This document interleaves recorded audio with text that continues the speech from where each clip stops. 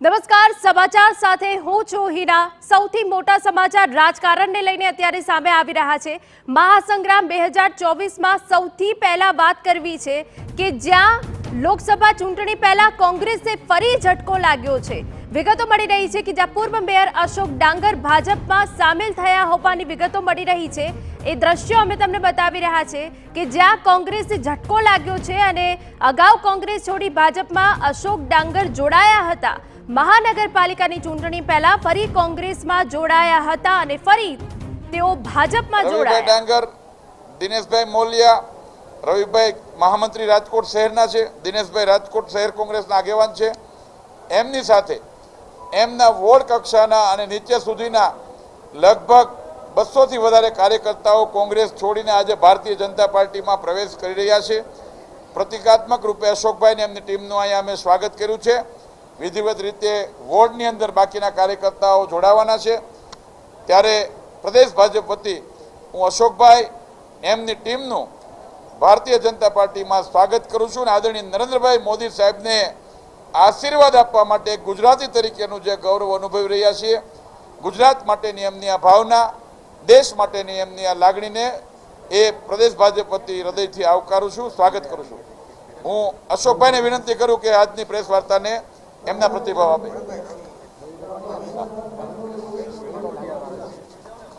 હા, એક રવિભાઈ ડાંગરને જોડવાના બાકી છે તો એમને પણ આપણે જોડીએ। રાજકોટ શહેર કોંગ્રેસના મહામંત્રી રવિભાઈ ડાંગર પણ આજે વિધિવત રીતે ભાજપમાં ભળી રહ્યા છે। આપણે એમનું સ્વાગત કરીએ।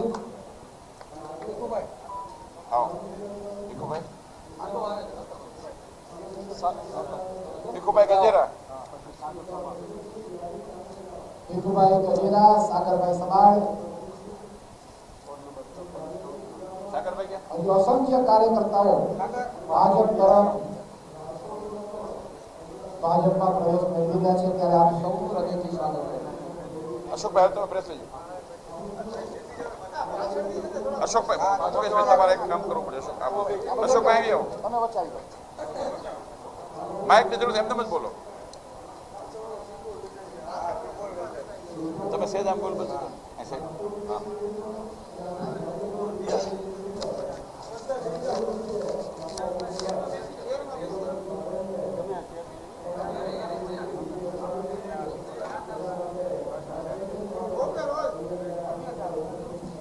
આજ રોજ જ્યારે મને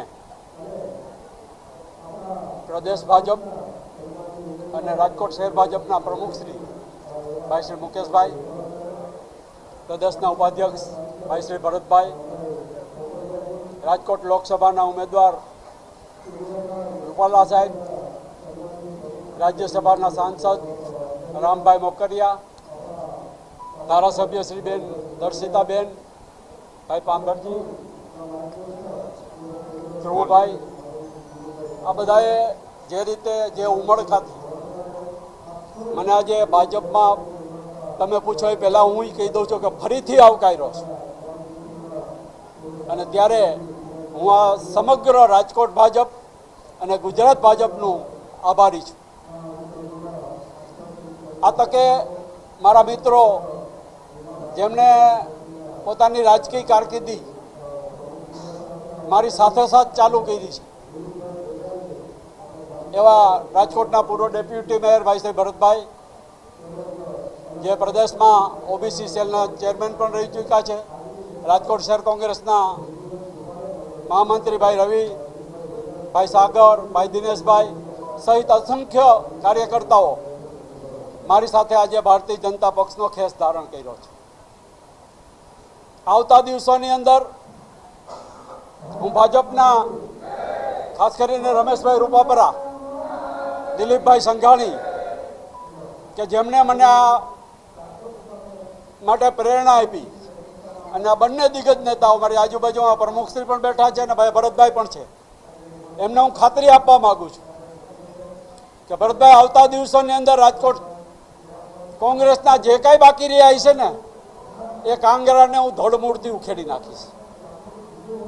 આજે મૃતપાય થયેલી કોંગ્રેસને મૃતપાય સાવ કરી દેવાની છે અને એ તકે તમે લોકોએ જે મને આવકાર આપ્યો છે એક મિત્ર તરીકે જે સન્માન આપ્યું છે માટે હું તમારા બધાનો આભારી છું.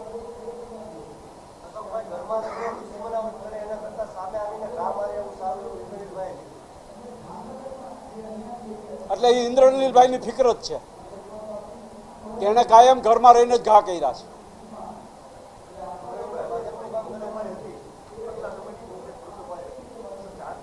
આટલા સમયથી મેં નથી કીધું, આટલા સમયથી નથી કીધું, આટલા સમયથી નથી કીધું, હાલની સ્થિતિ વિશે મેં કીધું છે. અને અત્યારે હું એ વાત કહેવા માંગુ છું કે જે મહાત્મા ગાંધીએ આ દેશને આઝાદી આપી છે, જે મહાત્મા ગાંધીએ કોંગ્રેસ પક્ષની સ્થાપના કરી છે, એ મહાત્મા ગાંધીની જે અવહેલના કરે એવા ગુજરાત કોંગ્રેસના દિગ્ગજ નેતાઓ જે સ્ટાર પ્રચારકો છે એવો વાણી વિલાસ કરે અને છતાં કોંગ્રેસ એને કાંઈ કરી નથી શકતી, કાઢી નથી શકતી. કારણ કે કોંગ્રેસની આજની સ્થિતિ એવી છે કે મારો ઈ સારો, સારો ઈ મારો નહીં. અને એ જ્યારે ચાલુ છે ગુજરાત પ્રદેશ કોંગ્રેસની અંદર, અને એટલા માટે આજે આ કેસરીઓ ધારણ કર્યો છે.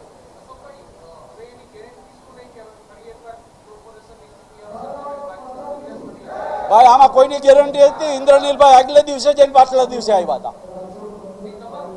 ના, એટલે હું તમને જેના વિશે તમે પૂછવા માંગો છો એનો જવાબ આપું છું કે મારો ઈ તારો ની વાત છે. મારો ઈ સારો, સારો ઈ મારો નથી. એ સ્થિતિમાં જે આવી છે ત્યારે હું ત્યાં નહીં જાઉં.